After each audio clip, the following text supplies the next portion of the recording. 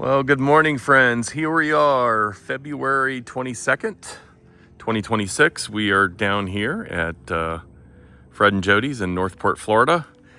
And the block is back from the machine shop. And we've got all the usual suspects here. We've got Cole, we've got Dave, we've got Fred. You bring the rear main seal with you, and he's like, "Do I have it?" And I said, "Yes, you do." What's up, guys? Good morning. Good morning. Morning, Dave. Morning, Dave. So it's back from the machine shop, huh, Dave? Or Fred? Yes, it is. All right. Looks like you've already got some of that red funny stuff prepped for it. Got some assembly lube in there. We've got over here, we've got a bunch of parts. We've got the crank here. We've just got all kinds of stuff going on here. Bunch of parts over here. I see that, Fred, I see that you painted the block. It looks great. Yeah. Came out really good. Came out good. So what's the goal for today? What are we doing today, We Fred? got parts over here too. Oh, we do? We got more parts. Oh, geez. Oh, look at this. Ooh, shiny. Oh, looks like we have a cam too. Look at that, Cole. It's a brand new cam. Wow, snazzy and shiny. Yeah, and there's your gear cover there. Is this the new cam Yeah. that we just got from British Parts Northwest? Yeah, I'd say Who's that. our buddy at British Parts? Let's give him a plug. Leighton. Leighton at British Parts Northwest. Leighton, thank you He's for a good helping guy. us out. Yeah. He always throws us a little bit better price, and we appreciate that, Leighton. Thank you. So, what are we going to do today, Fred? Well, we've been waiting for Cole to come by, so he's going to put the crankshaft in. Yay, Cole's going to put the crank. You know, I think he could pick the crank up. My goodness, he could probably pick a couple of us up, too. He's gotten so big. Probably can. And that's over here on the bench, Fred. We've got the... And what did we have done with the crank at the machine shop? What did they do for you? The machine shop went ahead and the main bearings were fine, standard. We had damage on number 4 and 3, so they resurfaced that and resurfaced all the rods for 20 under. So we have all of our bearings that go in. I've already tested. I fixed the seal in the back. Oh, I see. Oh, yeah. Nice. Put a speedy sleeve in it. Yes. Because it had a really severe groove Right. at about, let's see, where was it? I would say the groove was probably right about there from the old seal. So tap this on, and now we've got a real smooth surface. And I put some Prussian blue on there just to make sure that it was going to ride good. You can see over here on the flat spot. See right there? Oh, yeah. That's as far as the seal is going to go on now. Gotcha. Cool. Well, Cole, let's get to work.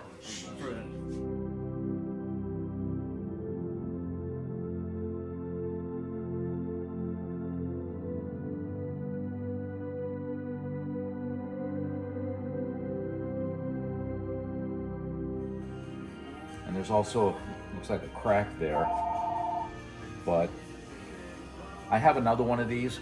Typically, I put some aviation seal on it. This. Typically put that on here first before I put the seal on. But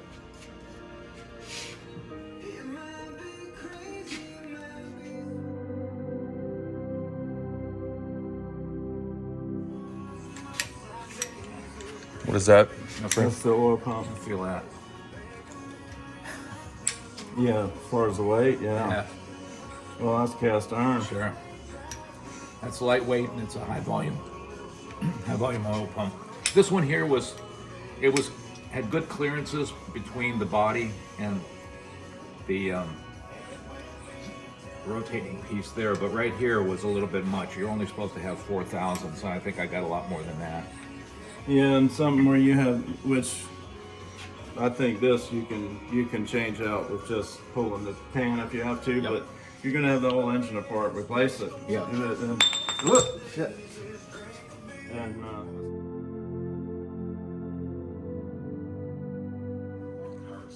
Okay, Fred. So before we put the crank in, what I see you've got this red stuff. What is this red stuff that's on here? Permatex assembly lube. Got it. Got it. Okay. And so that's supposed to make the assembly process go better. Yeah, this stuff doesn't go anywhere. It's real sticky. Yeah. So It was right on there. Okay. Very good. And is this just so you can get the this is for startup purposes. startup purposes? Okay.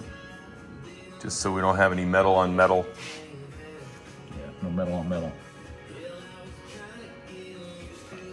Cole, why don't you dab that up for him? Smear that up. Smear that up. While you're doing that, okay, we have this ready. Is there anything else that has to go, anything that goes on this before you put it in? Just slide it in. Okay, all right. Oh, good job, Cole. Dave, what do you need? I need Cole and Bobby to lift up the front end of the mower. Pick her up. You go up front.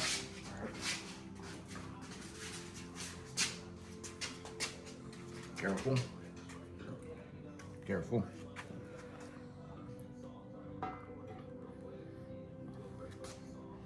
Wow. Very nice. Very nice. Now what do we have to check? Now we have to go ahead and check the end float. I'm The gonna end check float? the end float before I put And Fred, for our viewers out there, what do you mean by end float? this way. Okay, so There are the back and forth. There's supposed to be a tolerance, I guess, of what, 4 mil? 4 to 8. 4 to 8? I think, or 6 to 8, but I'll check it in the book. But basically what I want to make sure is that I want to make sure that there's no interference with that seal back here that I put in. I don't see anything.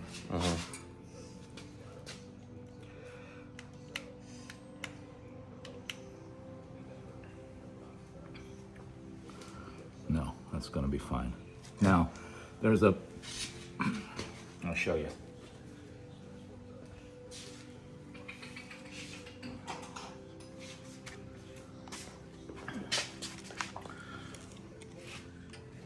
There's a gap here. See that gap right there? Yes. And then see there's a gap back here also? Yes. I'll show you. Yes. There it is. There's a gap, there's right here and then right there is where some shims go. Okay. To keep the thing going front to back. Okay.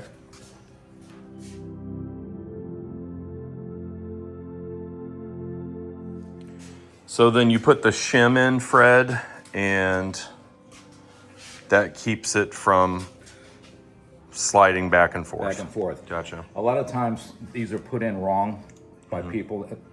The grooves are supposed to go away from the bearing. And if there's any trouble with these things, then they fall out if they're not put in properly, and they fall out. And when they fall out, of course, then the crank goes back and forth. So keep the thought that whenever you step on the clutch, whenever you step on the clutch, you're moving everything forward, Right. right? Right.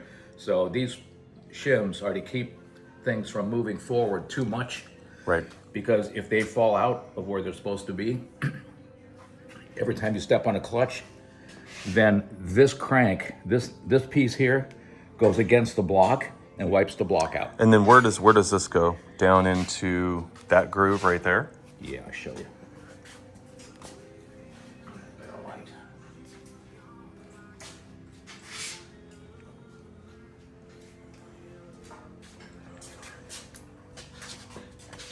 This is the front one, okay? So it's gonna go, the groove's away from the bearing, the bearing surface. Right. So it goes in here like this. Here, I'll hold the light for you. There you go. And just slides in there like a sleeve.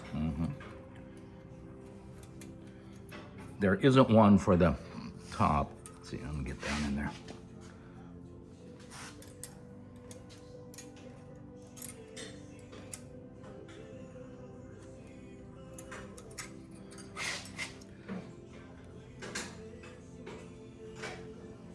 Okay, There you go. Oh, now you got this. put it in the middle. No, not quite. Not quite. Might need to go forward a little tiny bit. There you go. There you go. Now try it.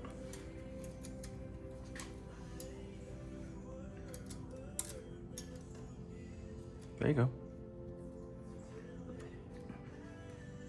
That slides all the way around, half moon shape, and voila. Just like that. Just like that, it's in. So you have one in the front, one in the back. Now we're gonna put the, you can see where they ride. Yeah, right? yeah. That's where the bearing's gonna be. Right. Grooves.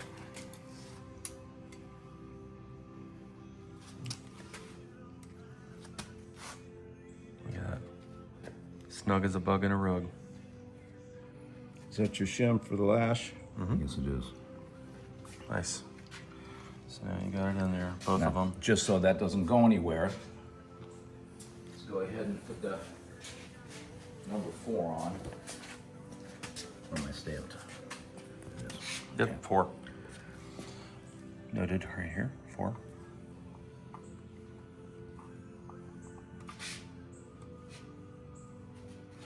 Smear, smear, smear. Smear, smear away, Cole.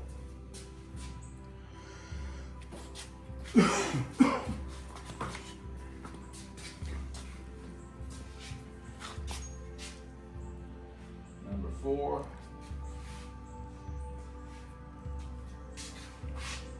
You want to spin the crank over? Not yet. Okay.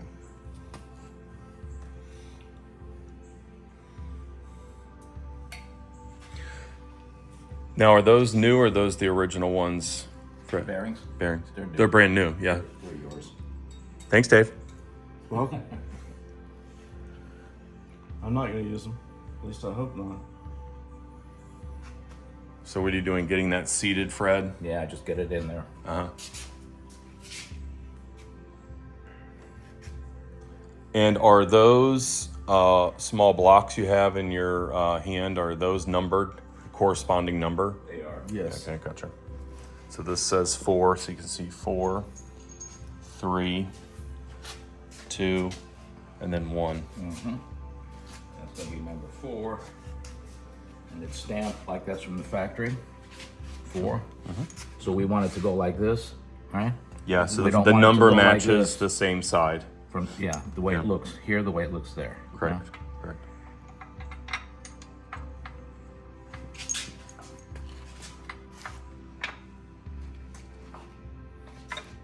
There we go. There we go. Got I it. need to tap it in.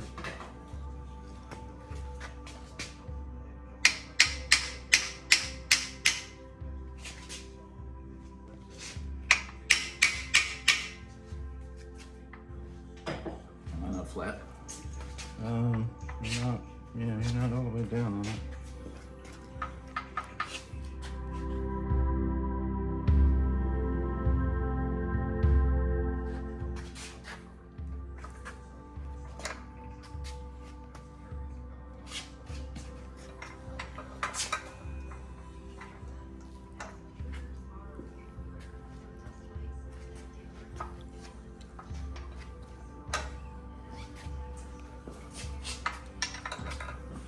Hold on. All right, so Dave got number 4 in. Fred is putting in the retention bolts. And number 4 in, Cole. Cole, go ahead and screw those down. Oh, well, Cole, give me a hand real quick. Cool, Fred. 3 more to go. So Fred, what kind of tool is this? A dial indicator. A dial indicator, okay. That is that's what it is right there. And this is a range dial indicator set. Magnetic keeper. Let's see what I have to, gonna have to build this. Oh boy. Okay, now that we have this set up, what are we looking for? A reading here, I guess. Get it, set it to 0. That's where it's set now. Okay. Set this thing up here.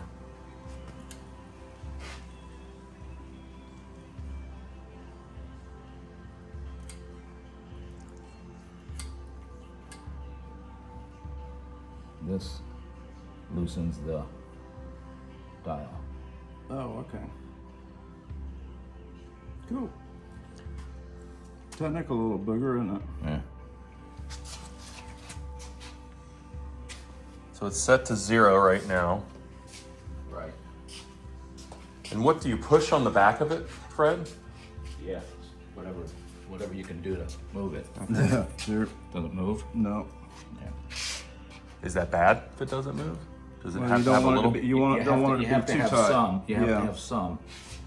Or it's not going to get any lubricant in there, and it's going to burn it up. Oh, just moved. We went to It's 10, 10, 11, 11, 10. or in between 10 and 11. In between 10 and 11. Yeah. Back to 0. Yeah. And you said between 4 and 8. Yeah, it's right at 10. We're at 10. Okay. All right, so Fred, now that we've determined that we're at 10 thousandths and we need to be 6 to 8, Yeah. we need a bigger sleeve. You need a bigger. What is that called? Bigger. What's the terminology for that sleeve? A sleeve? No, it's just this little Shim. shim right here. Right, so we need a bigger one than that one. That was the original one we had. We have 2 of them in there. Could we do one larger one, or do you have to have 2? You have to have them on both sides. I see, okay. Yeah. Have to have them on both sides. All right. So we need to come up with. On we have both sides 10, of where? One here. Okay, and one there. Yeah. If we have 10, we need to get down. We have to get rid of. We have to increase to You need, 4 thousandths more. yeah, Bigger. 4, 5, 6. 4, 5, 6 bigger. Okay. They we both can get don't this have, better. they both don't have to be the same Size, number, right. Size, Yeah. as long as they're You have both, one on both As sides. long as they equal up to Yeah. Yeah. 4 to 8. All right, so we've come to a little bit of a screeching halt here. It looks like we need a 10 millimeter spacer, and we have, or 0.10, I should say, 10 thousandths, and it looks like we have in stock a 15 and a 30. So we are going to have to order one. So we are now going to hang out with Fred and tell stories. Yeah, it's too bad you didn't know, because I probably had some. I probably would have taken you longer to find it than it would to order it. Well, I just ordered it is what it is, right, Fred? We'll order it. Order.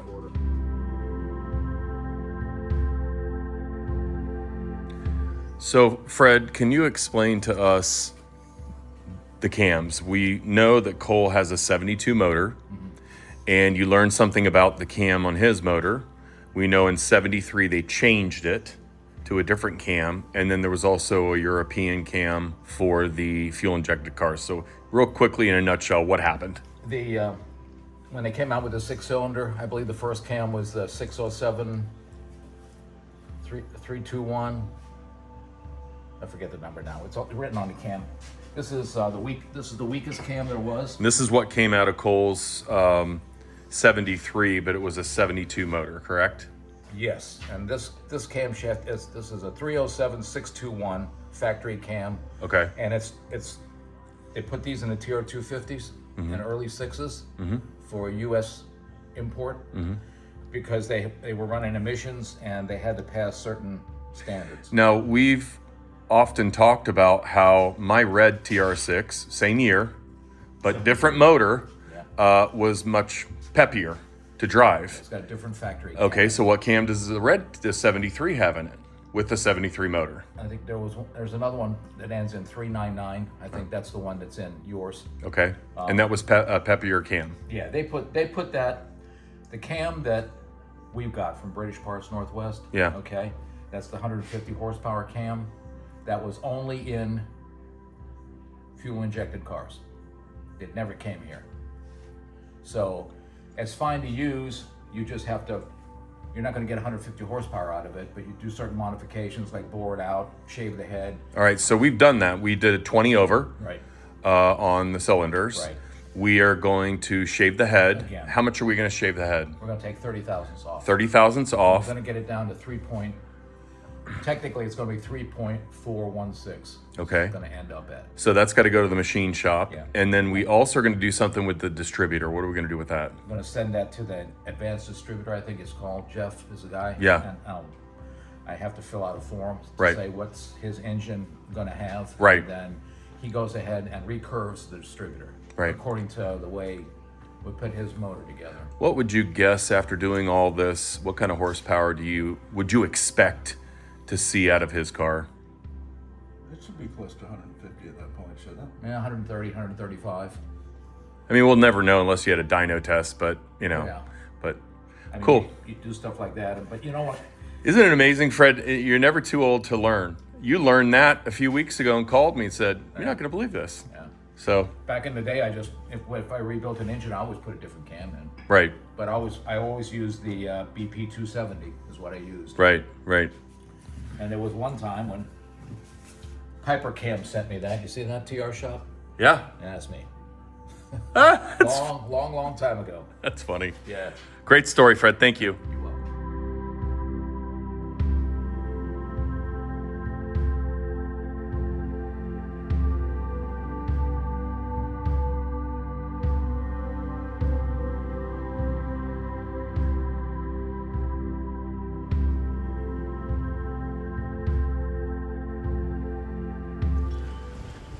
This is Say Hi Dave. I'm taking this old ratty rusted up hood and I'm going to cut a piece out of it to make a new battery tray for Cole's car, which is the engine's out of it to get it rebuilt, and he wants to do the engine compartment in white instead of black, and I'm going to try my hand at some metal work here. So we got the piece of metal cut out. Now I'm going to start bending and shaping. So now I'm going to make my first bend. I have this piece of angle iron to give me a nice sharp corner. We'll see how it turns out. Well, I have the first bend made. Now I'm going to make this other bend. Well, I have my bends done, and I made a little jig here to put the ribs in the bottom pan, the drain ribs. That's going to be fun. Well, I got the first rib in. That's all I'm doing tonight.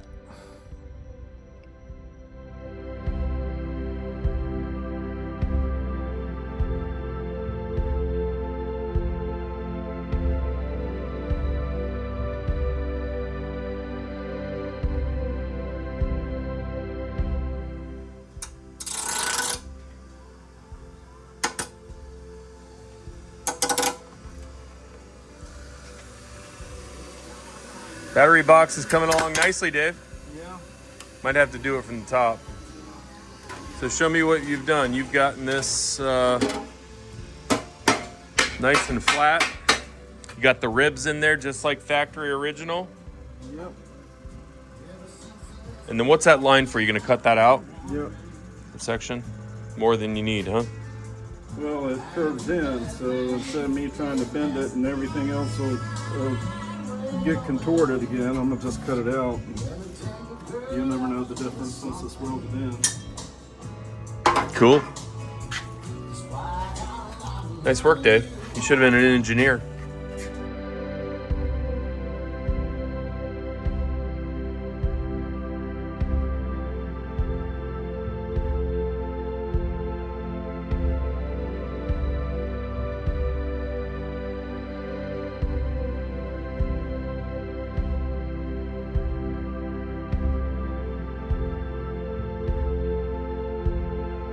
So we are back at Dave's this afternoon. We got everything uncovered and got dried out a little bit. I am going through the car with a little bit of a quick detailer and some window cleaner.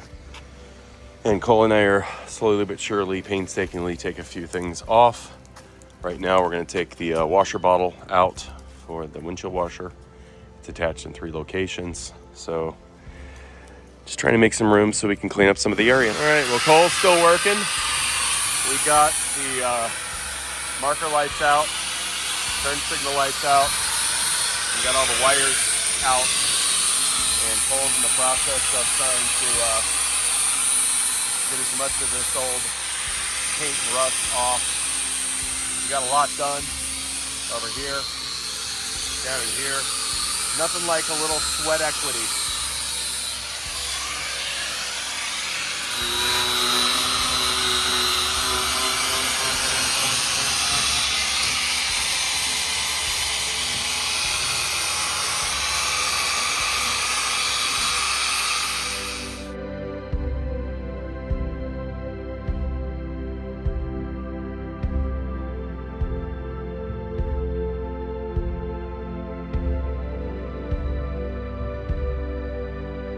Hello friends, here we are, Saturday, March 14th, and we are at Dave's house. Say hi, Dave. Hi, Dave. And we are working on Cole's engine compartment again. We drove over in my 73 Triumph TR6, and we are in the process of removing a few last things so we can get everything sanded down really good, and then Dave is going to shoot the white for us, primer first, and then Dave, explain to me why you have to paint it so quickly after the primer. What happens? Well, the primer cures, and then you have to come back and wet sand it. So if the primer goes down nice and smooth, where you don't need to wet sand it, you put the paint on within so many hours, so they will adhere to each other. Okay. But if you let it dry more than a couple days, then you have to come back and wet sand everything, and you don't want to do that.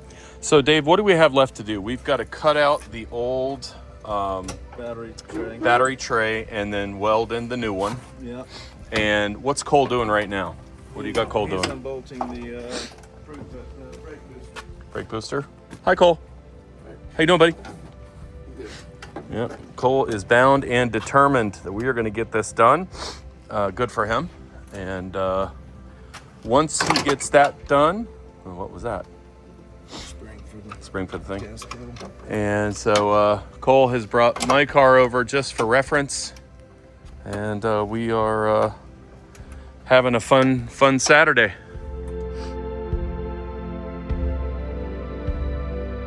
All right. Well, Cole's got more done.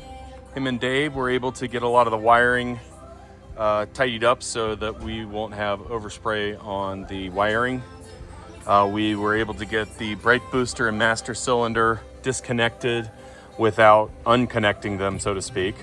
Steering wheel rack is off, and our steering wheel shaft, I should say. And I have that in primer right now. We're gonna paint that black. And so, yeah, these are looking really good.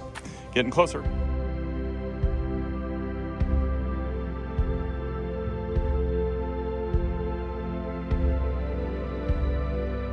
And that, ladies and gentlemen, is how you get rid of all the wires in a Triumph TR6. We basically backfed the wiring harness into the cockpit, and Dave's got the final wires. Cole's pulling them through. And we will have all the wires out so Dave can paint. The only thing we're not removing is the master cylinder, but we're able to pull it back enough so we can paint. Good job, gentlemen.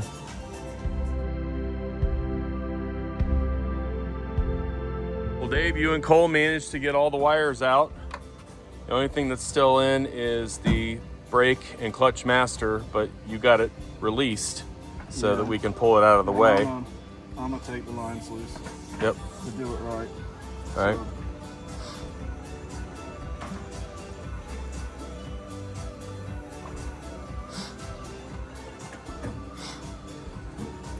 Cool.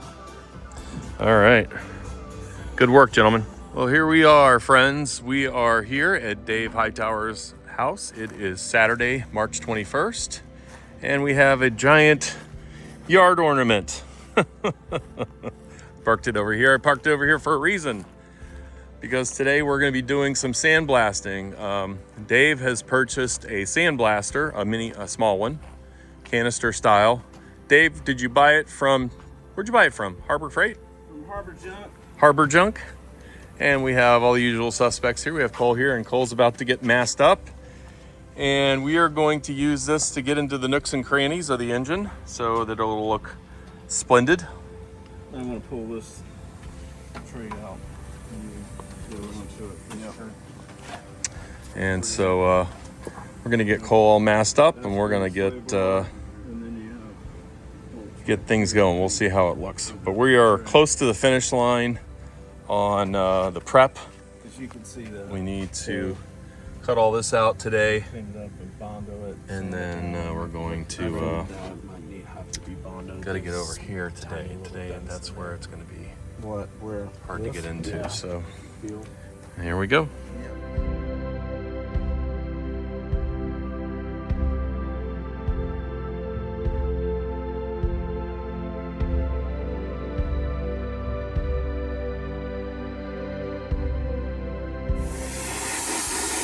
So we got Cole using the mini sandblaster. He's trying to get in the cracks and crevices.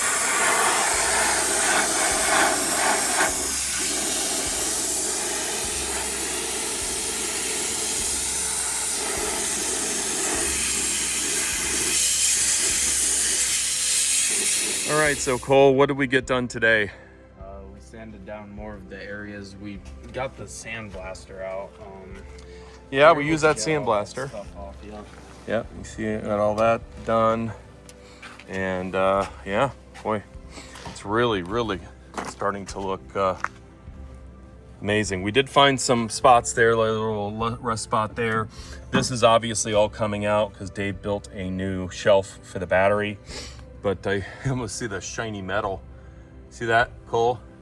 It's like the metal shining because of the sandblaster. What was the level of difficulty with the blaster? 10 max difficulty. Max difficulty, okay. So you got the back side over here done too. So what's left to do, Cole? Finish all this in here and make sure the sidewalls are done, and that's about it. And then we got to get this cut out. Dave's gonna have to cut all this out with the grinder, and then we'll put in the new piece, which is over here on the bench. And yeah, the other thing we got done as well is Dave took your steering column and he painted it all black, so it's nice and shiny. That's all been done, and so it'll really pop against the white on the inside when we start putting it back together. So job well done, Cole.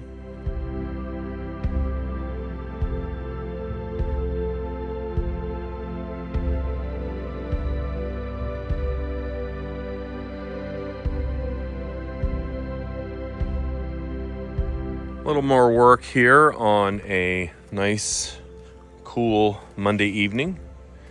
And Cole has gone to work again this evening, and he's gotten a lot more done. Dave has been working the metal for the battery box, and it is looking absolutely splendid. You guys did a great job. Well done, gentlemen. Thank you very little. Thank you, mucho none.